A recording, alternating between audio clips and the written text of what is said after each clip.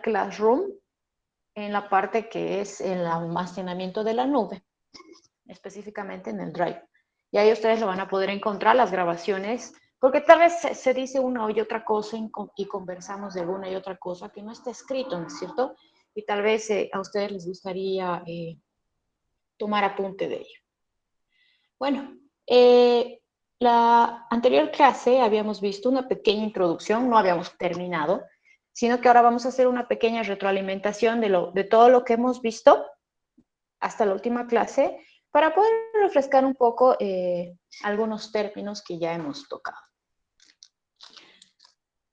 Ok. El primer tema se llama Introducción a la ciencia de las finanzas y a la actividad financiera.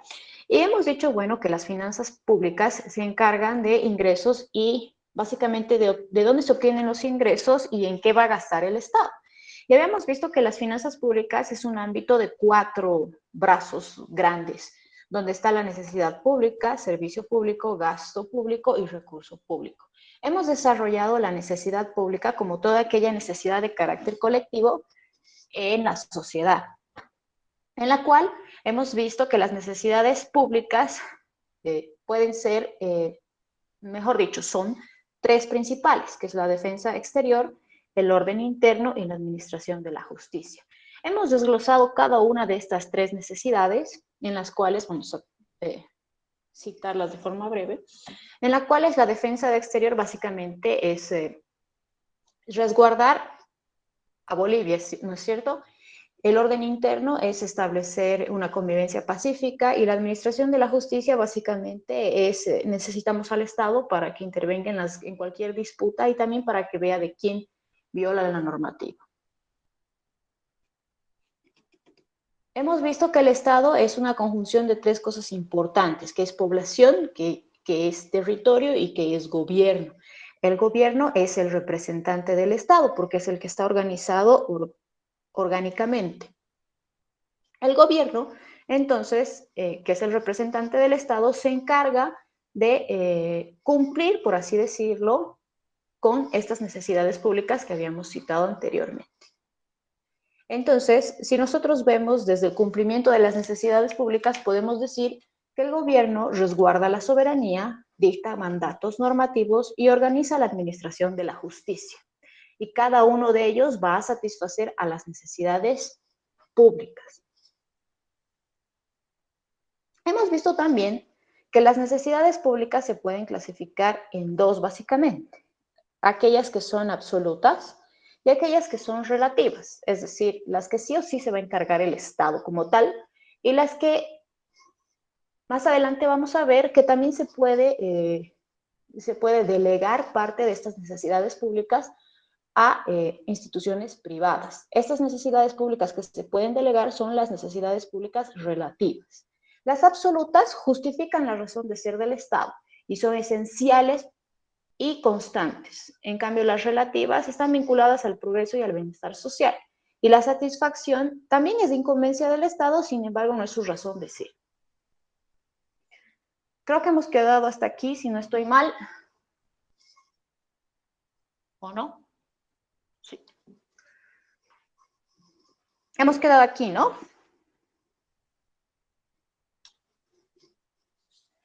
Ok.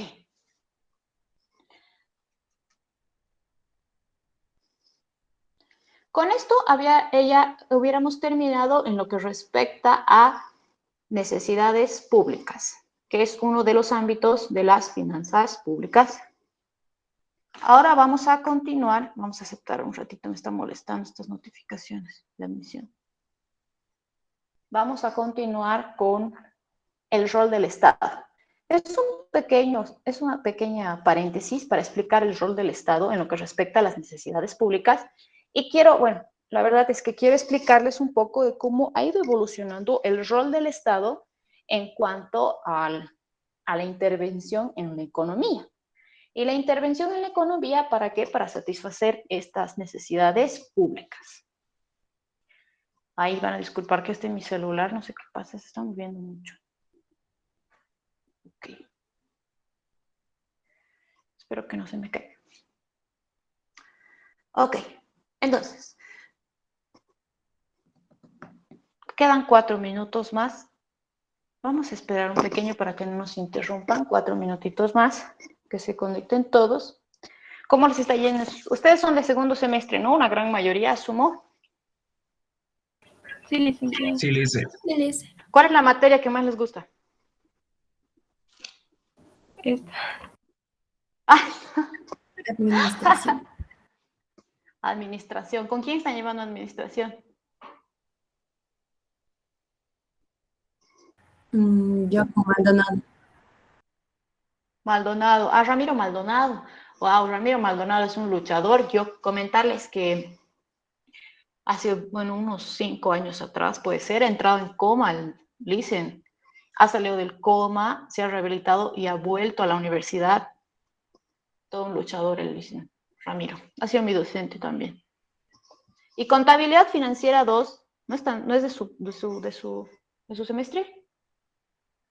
Es licenciada. Licenciada. ¿Con quién están tomando? Con el Menamena en mi caso. Ah, está Mena, bien. pero está tomando Jaldín su clase. ¿Jaldín? ¿Quién es Jaldín?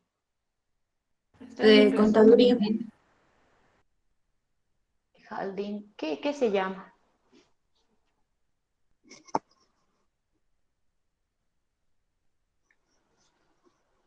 Jaldín, no lo conozco. Ah, Mendizábal, buenazo. Su libro es buenísimo. Su último libro ha sacado en conjunción con el... ¿Cómo se llama mi compañero? Se me dio su nombre.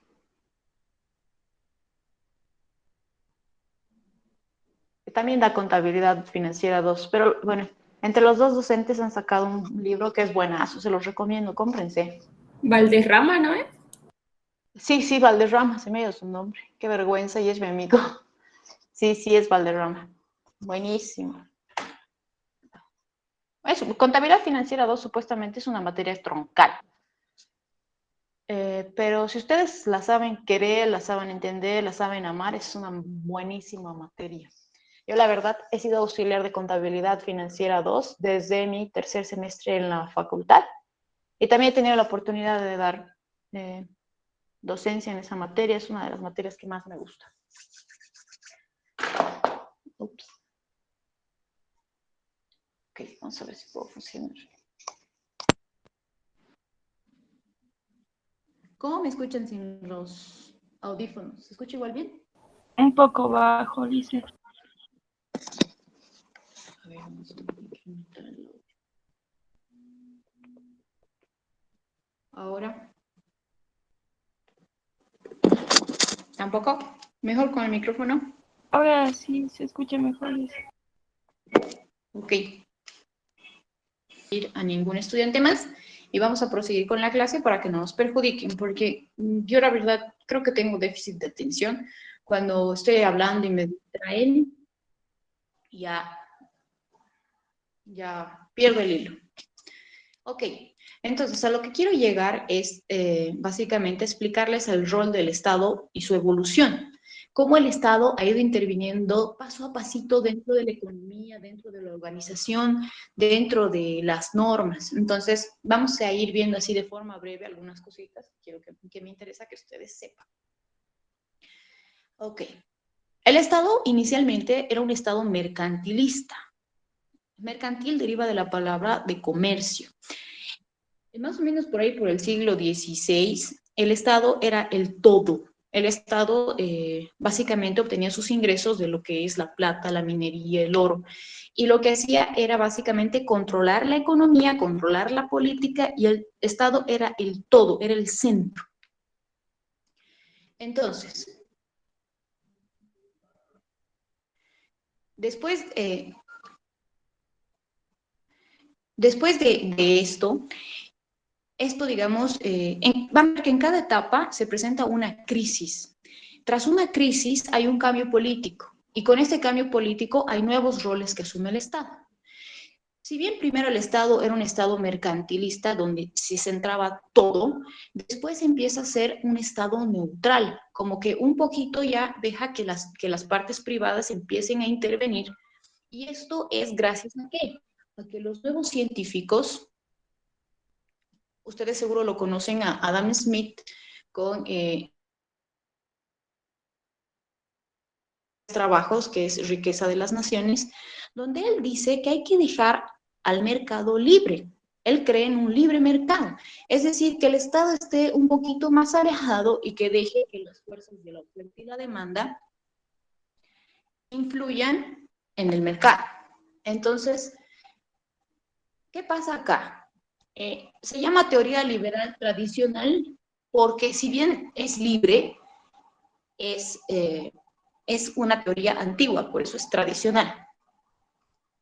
Entonces, básicamente el rol del Estado en esta segunda etapa, por así decirlo, es básicamente se ocupaba de la defensa exterior, orden interno y justicia, de las necesidades públicas absolutas. Solo decía ya, me voy a centrar en mi razón de ser y no voy a ver las otras necesidades de mi entorno. Entonces dejaba que el mercado y todo libres. Pero ¿qué pasó? Se vino otra depresión económica. Entonces el Estado tuvo que también recapitular todo lo que estaba haciendo y entonces pensaba y decía, ¿y ahora cómo le hago para salir de esta crisis? Entonces dice, ya, voy a intervenir, voy a ser un Estado intervencionista. Y esto gracias a quién? Siempre estos cambios en la economía, en la industria, en la tecnología, están de la mano con científicos, con teóricos, con gente entendida en la materia. Ahorita yo solo estoy citando economistas porque a mí lo que me interesa es que ustedes sepan de ellos y que en un futuro también cuando ustedes hablen con personas de su carrera o de otras carreras de la Facultad de Economía, también hablen con propiedad, ¿no es cierto? Porque solo los economistas no van a saber de ellos, ¿no? También nosotros tenemos que saber. Entonces, volviendo al tema.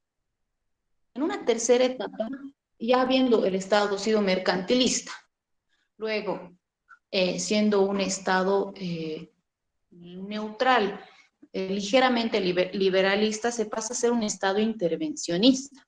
Y esto por el movimiento de Keynes, de John Maynard Keynes, que, bueno, en su trabajo, que es Teoría General de las Naciones, se ocupa del empleo, del interés y del dinero. Y dice que el Estado es el que se tiene que encargar de estas tres variables macroeconómicas. Es decir, en esto nos basamos en la macroeconomía. Keynes es el padre de la macroeconomía. ¿Y qué nos dice en esta etapa? Nos dice que el Estado tiene que garantizar el empleo y el crecimiento a través de políticas fiscales y políticas monetarias para así mitigar las fluctuaciones cíclicas de la economía. La economía no es lineal, ni nuestra propia vida es lineal. Imagínense la economía. La economía es dinámica. No quiero decir que es así, como nos los dibujan en los ciclos económicos. Sin embargo, tiene ligeras fluctuaciones. Entonces, ¿qué nos dice en esta parte? Que el Estado tiene que intervenir para que los ciclos económicos no sean tan marcados. Entonces, tiene que ir más o menos con una ola chiquitita, para que no lo sintamos nosotros. Porque si hay movimientos cíclicos muy severos, nosotros sentimos. Y la Gran Depresión, por ejemplo, ha sido una, como se dice, ¿no? Es una parte del ciclo de la economía, es la depresión, ¿de qué se caracterizaba? De desempleo casi absoluto, de una tasa de inflación del más del 100%, se caracterizaba de no había dinero en la economía, el poder adquisitivo se había bajado, entonces el Estado tiene que intervenir para que no nos vayamos a los extremos. Entonces, el Estado en sí se encargaba de mitigar las fluctuaciones cíclicas en la economía. ¿Qué tiene que hacer el Estado? ¿Qué rol jugaba en esta etapa de la economía? El Estado tenía que incrementar el gasto público para incrementar el consumo y bajar la tasa de interés. Para estimular la inversión. A ver un ratito. Tiene que incrementar el gasto público. ¿A qué se refiere con esto? El Estado obtiene recursos de las recaudaciones de impuestos. Hasta ahí todos entendemos, ¿no es cierto? Yo voy, Sí, licenciado. mi 13% y el Estado se lo queda. ¿Dónde se lo queda? En el Tesoro General de la Nación. Ok. El Estado elabora un plan donde dice, voy a gastar este año en caminos. Ok, vamos a gastar en caminos. Todo ese dinero que ha recaudado lo va a derivar a gastar en caminos. ¿Qué va a suceder? Va a tener que contratar personas que preparen el terreno. Va a tener que contratar a empresas que realicen el vaciado, qué sé yo, del qué producto utilizarán para hacer caminos, que yo hasta ahorita no he hecho ninguna licitación de caminos. Para que utilicen el vaciado de cemento o empedrado primero, digamos. Para que limpien el área, para que rieguen el terreno, para que preparen. Entonces, imagínense cuántas cosas tiene que contratar el Estado para solo invertir en caminos. Imagínense si su camino es en los yungas, tienen que sacar todas las plantas, tienen que hacer, que alinear un poco el terreno. Entonces, ¿qué es lo que está haciendo? Está dinamizando la economía. Yo, por ejemplo, soy una empresa constructora que me dedico a hacer caminos. Entonces, el Estado me contrata y yo subcontrato a otras empresas, subcontrato a personas. Entonces, ¿qué hago? Estoy generando trabajo, estoy generando empleo. Al generar empleo para las personas, ¿qué está sucediendo? Estas personas les van a recibir un salario, ¿no es cierto? Un sueldo. ¿Y qué van a hacer con ese sueldo? Van a gastar, van a ahorrar. Entonces, ¿qué está sucediendo? Se va a incrementar el consumo. Es lo que estoy diciendo aquí. Se va a incrementar el consumo. Y de lo que yo ahorre, una pequeña parte de mi sueldo, tal vez voy a querer invertir. Y si el Estado interviene en las tasas de interés, tal vez yo también voy a tener más ganas de invertir, voy a destinar mi dinero a la inversión. Entonces, el Estado se está encargando acá de incrementar el gasto público y también se está encargando de establecer los niveles de tasas de interés. No recordemos, no hace mucho, ahora ya no hay, que es el crédito de la vivienda, donde el Estado decía, ojo, no me interesa, todas las instituciones financieras van a prestar a una tasa no mayor al 6.5%. Entonces, ¿qué está haciendo el Estado? Está interviniendo en el mercado. ¿Para qué? Para que la gente se motive e invierta. ¿E invierta en qué?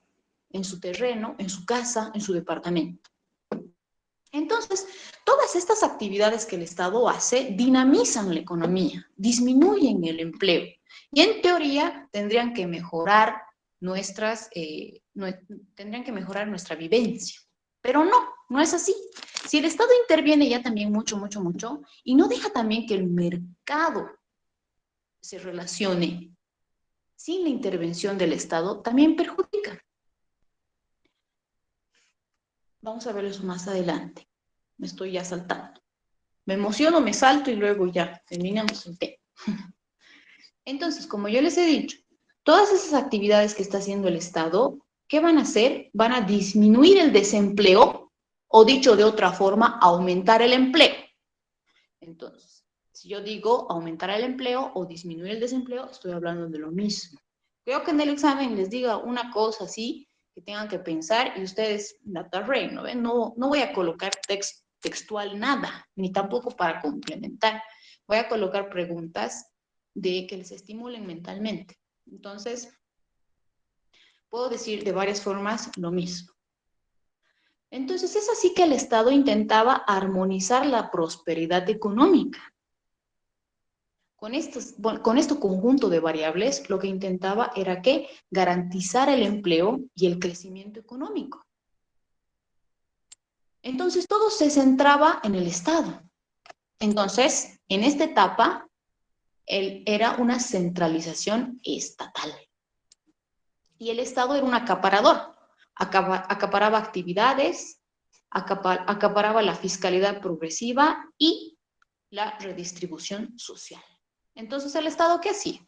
Quería a todos por igual, vamos a nosotros a redistribuir la riqueza por igual, vamos a establecer políticas fiscales y políticas económicas para todo lo mismo, y así vamos a estar todos bien, pero no. ¿Eso qué ha sucedido? Ha sucedido que la riqueza se deprima y de nuevo otra crisis. Y con ello, con esta crisis nos ha llevado al liberalismo pragmático. Entonces, hemos tenido que ir básicamente, de error en error para poder aprender y hacer mejor las cosas. Y eso no sucede solo con el Estado, sucede hasta con la vida de uno mismo. Tienes que cometer ciertos errores para poder luego hacer mejores las cosas. Ok, entonces, el nuevo rol del Estado es el liberalismo pragmático. El liberalismo es una filosofía que permite la libertad individual y la igualdad ante la ley y la reducción del poder del Estado. Es decir, el Estado está monitoreándonos, pero no está interviniendo directamente. Nos permite nuestro individualismo económico. Pragma bueno, he colocado un poquito de referencia del génesis de la palabra pragmático para que no se lo memoricen. Entonces, pragma se refiere al hacer, al funcionar, a la actividad. Entonces, es un estado que respeta la privacidad, la economía deja en la mano de la oferta y la demanda, sin embargo, los está monitoreando.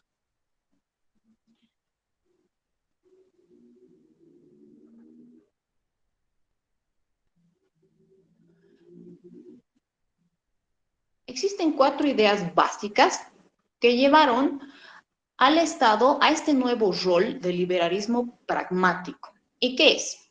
Lo que les mencionaba, la economía de mercado. Deja que interactúen la oferta y la demanda. La desestabilización.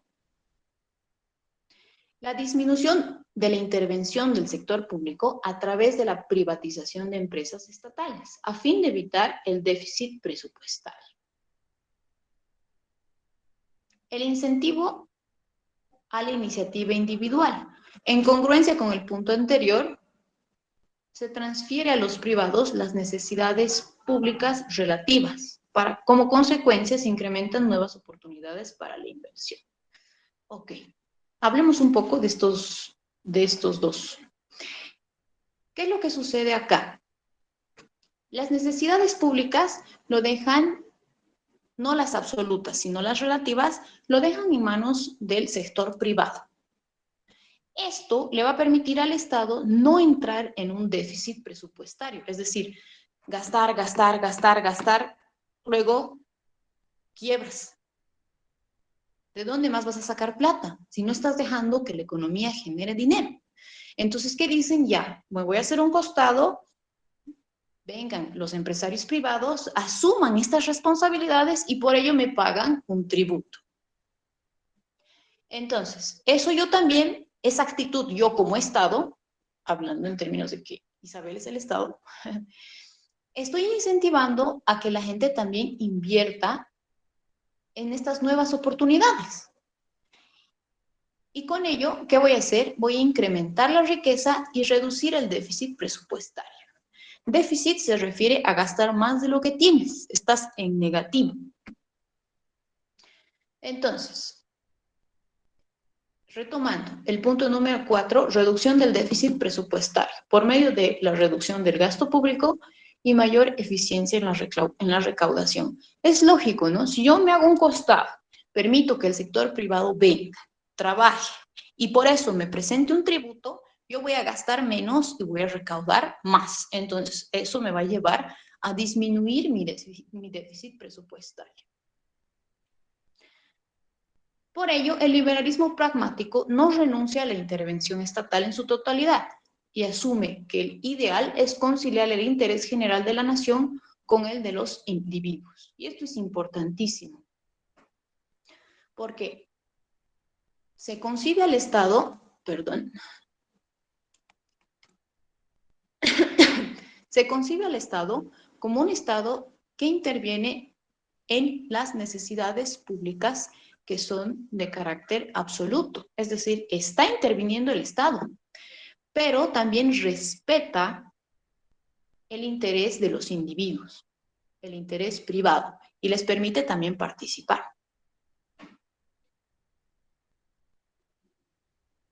Ok.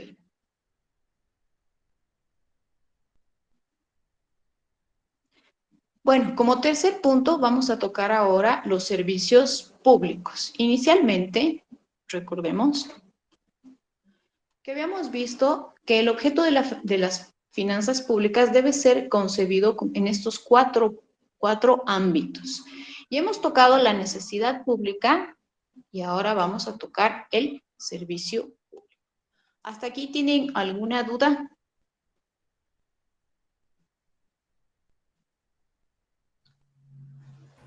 No, licenciada.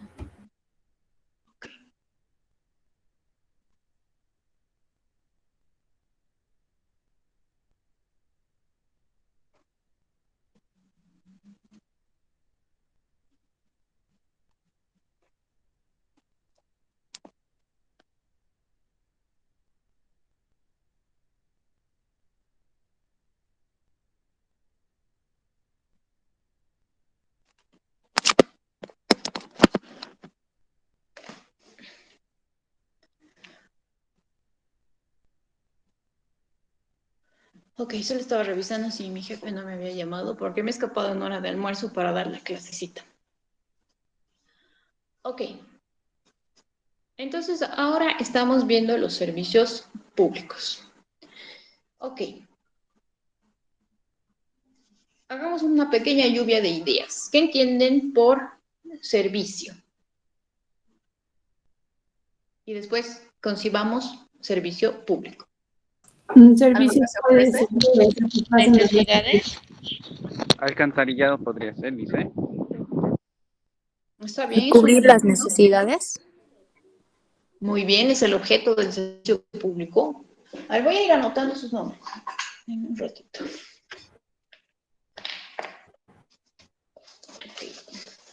Licenciado, también podrían ser los órganos que se encargan de satisfacer necesidades, ya sea de la población. Está muy bien. Les voy a tomar los tres conceptos que acaban de decir. Primero me dijeron alcantarillado. ¿Cuál es tu nombre?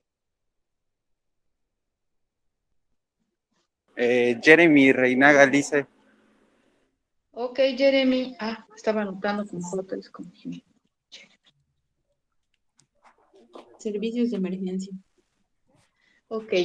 La que me dijo que era para cubrir las necesidades. Carola Valenzuela. Gracias, Carola. Licenciada, yo también dije lo mismo al Yo principio. también le puedo decir ¿Quién el fue? trabajo. Ríos Rojas. Ya. Luego me dijeron órganos encargados De emergencia. de cubrir las necesidades. Si no estoy mal. Acebo ¿Cuál es tu nombre? Dayana. Acebo Dayana, Lice. Dayana, ok. Vamos a trabajar con esos tres conceptos y luego, no se preocupen, estamos en creo que es segunda clase, ¿no? Nos falta todavía bastante. Ya, ok. Voy a tomar los tres conceptos. Si me dicen alcantarillado, sí, evidentemente es un ejemplo, no nos da el concepto de servicio público. Sin embargo, ya nos está dando una guía, ¿no es cierto? ¿Qué necesidad está cubriendo a través del alcantarillado? Si no tuviéramos alcantarillado, ¿qué sucedería? Ese tipo de necesidad es una necesidad común. Muy bien.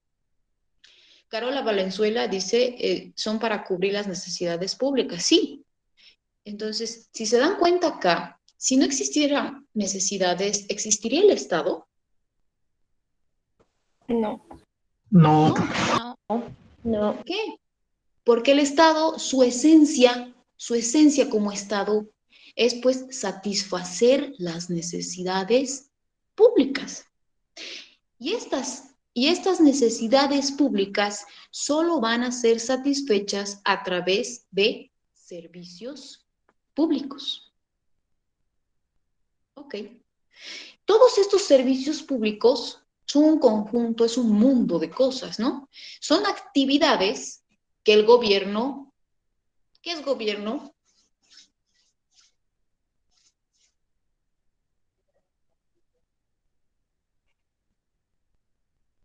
No quiero continuar sin que quede claro que hemos establecido que es gobierno.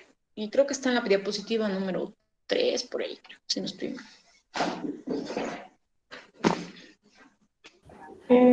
El gobierno es un conjunto de personas que dirigen la dirección política. Excelente, Carlos. ¿Carlos qué? Perdón. Gracias por tu participación, Carlos. Para esta materia, si bien, o sea, si googleamos y decimos el gobierno, conjunto de personas, conjunto de organismos, conjunto de ministerios, podemos ver varios conceptos, porque el gobierno en cada país se organiza de distinta forma.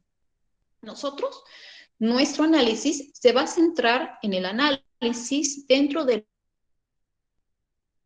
Entonces, vamos a ir viendo, ya vamos a ir un poquito ya recorriéndonos hacia la jurisdicción boliviana. Y estoy pensando en un trabajo interesante para eso. Denme un poquito de tiempo y les voy a dar ese trabajito. Volviendo a la actividad, como dice su compañero Carlos Velázquez, ¿qué es el gobierno? Es el representante del Estado. No se olviden que el Estado tiene 3 grandes componentes. Recordemos cuáles son. Resguarda la soberanía. Población, territorio y gobierno, pues dice. Territorio. Excelente, excelente. Casi una voz unánime como coro en el colegio. Me encanta. El Estado tiene 3 grandes componentes. Está representado por 3 grandes componentes, que es territorio, población y gobierno, de los cuales el gobierno es el representante del Estado, como dice su compañero Carlos. ¿Por qué es el representante del Estado? Porque el gobierno es el que está organizado para poder representar al Estado adecuadamente. ¿Y por qué necesito esa organización? Necesito esa organización para poder programar todas estas actividades para cumplir las necesidades públicas. Ya. Entonces, si se dan cuenta, es una cronología de eventos. Si no hay necesidad, no hay Estado. Y el Estado, la esencia del Estado es gracias a ¿qué? A que existen necesidades de carácter público. Ok. A su vez, estos servicios públicos vamos a ver que se dividen en esenciales y no esenciales. Yo me acuerdo que cuando estaba en intermedio no entendía, ¿no? Yo decía, ay, ¿de qué se encarga la alcaldía y de qué se encarga la gobernación? La verdad es que hasta ahora creo yo que las funciones no están muy bien delegadas, porque hay ratos que se sobreponen. Sin embargo, esto les va a ayudar también a entender un poquito que el Estado en sí se encarga de servicios públicos esenciales y lo demás lo va a delegar. Ya. Entonces, la gobernación hace lo esencial y la alcaldía hace lo no esencial. No quiere decir que no lo necesitemos, sino que no es la razón de ser del Estado. Ya me estoy adelantando. Retomemos la lectura. Entonces, yo les decía, existen servicios públicos esenciales que son inertes a la soberanía del Estado. ¿A qué se refiere con esto? Que no se puede separar de su esencia. Y solo pueden ser prestados por el Estado de forma exclusiva e indelegable. Quiere decir que yo no puedo decirle, a ver, qué sé yo, Isabel, resguárdame el territorio nacional. No, el Estado tiene que satisfacer las necesidades públicas absolutas de servicios públicos esenciales. Si nosotros recordamos cuáles son las necesidades públicas absolutas, la razón de ser del Estado, me van a entender de qué estoy hablando. Entonces, estos servicios públicos yo no los puedo delegar a nadie más. Yo tengo que cumplirlos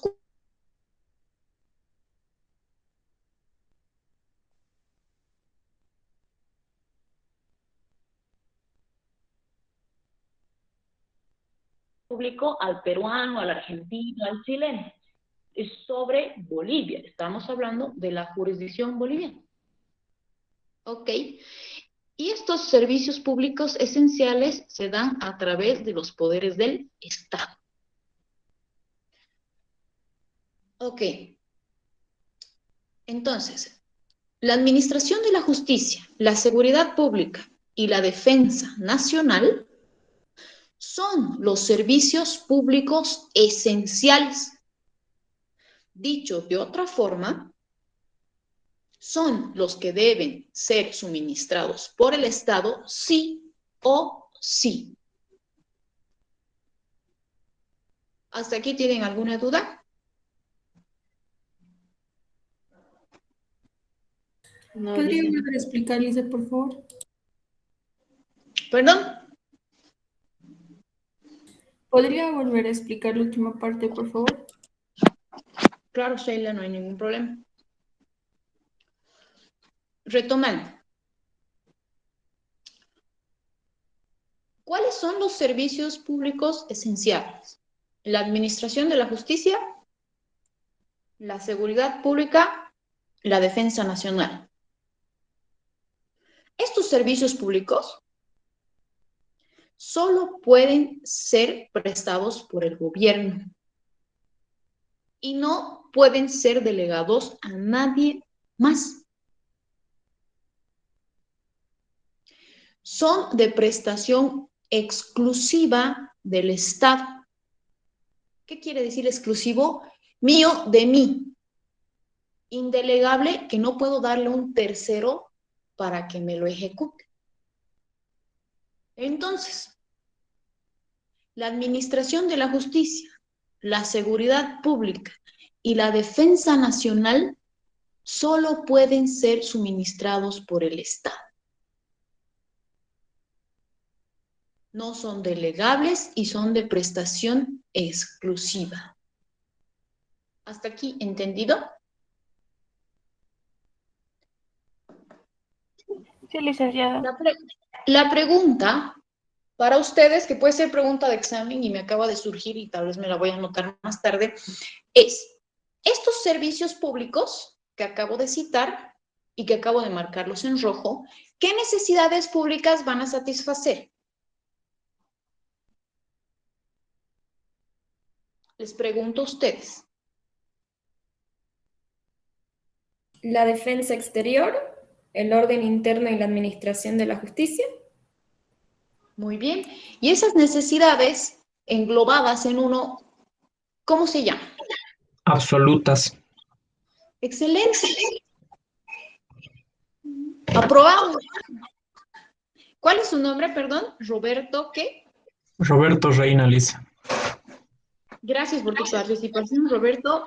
Y Bianca. ¿Qué apellidas, Bianca, perdón? Burgos. Gracias. Muchas gracias. Entonces, si se fijan, estamos haciendo como que el juego de buscar su parejita. Los servicios públicos esenciales van a cumplir las necesidades públicas absolutas. Y ya tenemos pareja con pareja. Ahora vayamos a ver los servicios públicos no esenciales. No quiere decir que no se necesite, sino que estos sí pueden ser delegados. También están destinados a satisfacer necesidades públicas. Estos están vinculados al progreso, es decir, al crecimiento y al bienestar social, al convivir bien. Para su prestación no es necesario la aplicación de poderes del Estado. Es evidente. No va a haber ningún tipo de coerción ni fuerza.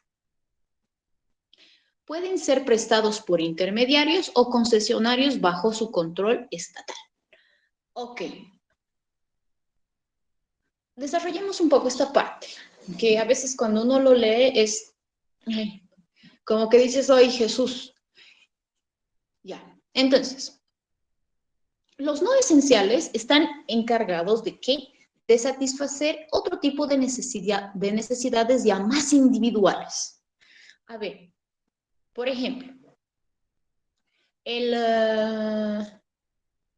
servicio de identificación personal. Son necesidades públicas que sirven para el progreso, sí, porque ahí no hay fantasmas, todos están identificados, y para su prestación no es necesaria la aplicación de poderes del Estado. A ver, tú necesitas para hacer todo tipo de trámite tu carnet de identidad, tu cédula de identidad. El Estado no está coercionándote para que vayas y saques tu carnet de identidad, pero tú sí o sí lo necesitas. Es un servicio público no esencial vinculado al progreso y al bienestar social. En todos los casos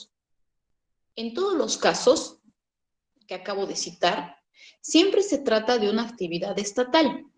No quiere decir que estoy hablando de actividades privadas. Son actividades estatales, sin embargo, que pueden ser delegadas a otras instituciones. Vamos a ver hasta dónde he avanzado.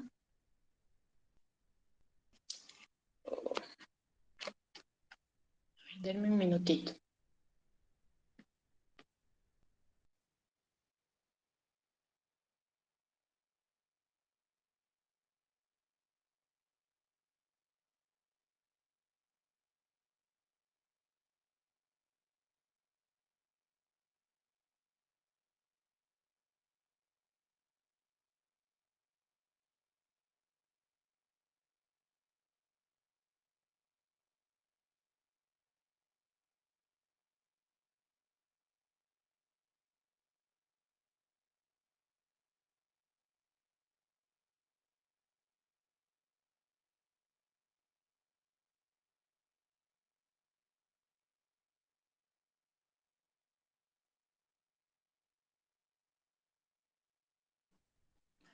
Hola chicos, 5 minutitos por fin. Está bien, licenciado.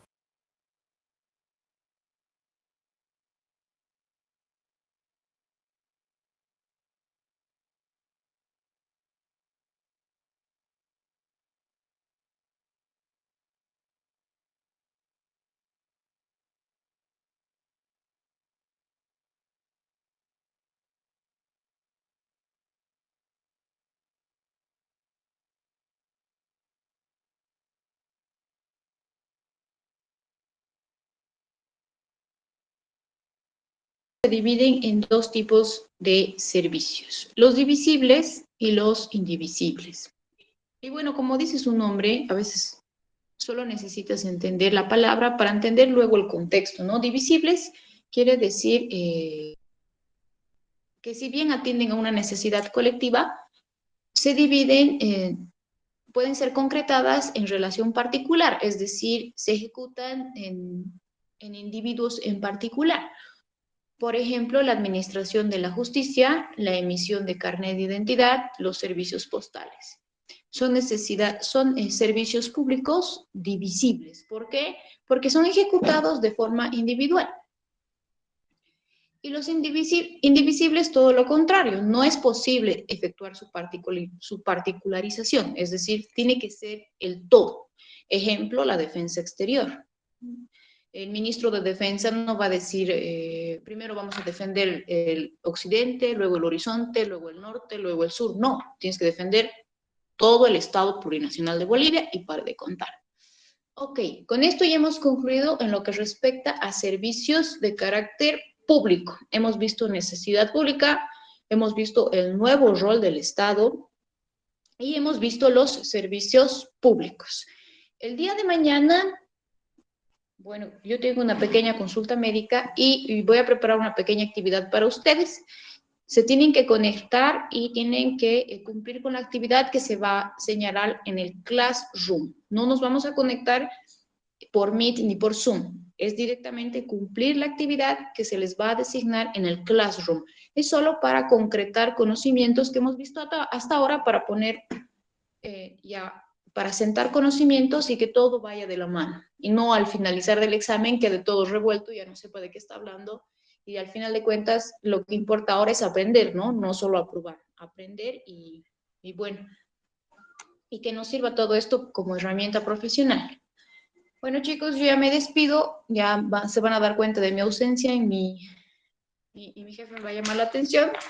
Con esto es todo por el día de hoy. Si no tienen nada más, nos vemos.